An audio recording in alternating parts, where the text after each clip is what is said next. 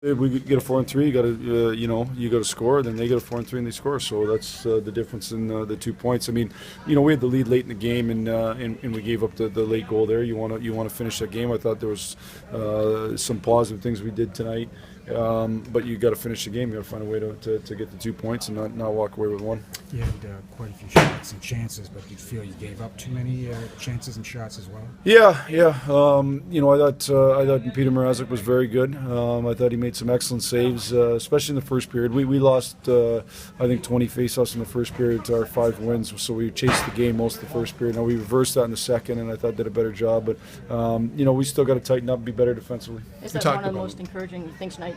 The way Peter played. I mean, he looked like he was back to his old self, making a lot of big saves. And yeah, I'd say a couple encouraging things. Peter was real good, I thought. I thought Shea and Tatar and Larkin were real good for a second consecutive night. I thought Helmer and Glenn and Abby, as the game went along, found some chemistry on that line. So there's positives there.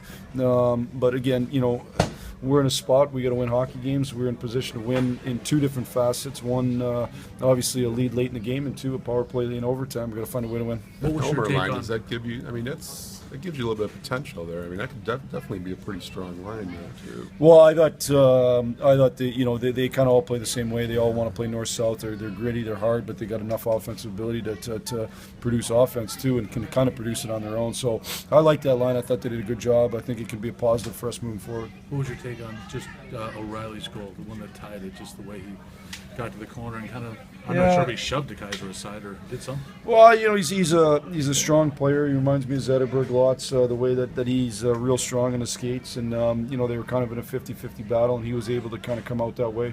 He's a real good player. We know that. Obviously disappointed, that he was able to have that much time alone, but that's something we'll have to take care of. What did you see on the OT goal? It looked like DK was hooked a little bit, or what did you see that play unfolding? I mean, I just declined it on TV. You guys watched it. I mean, it's a big play. with Peter, are you seeing him trending in the right direction in the way he's playing? I mean, victories aren't still quite there, but his play. Mm-hmm.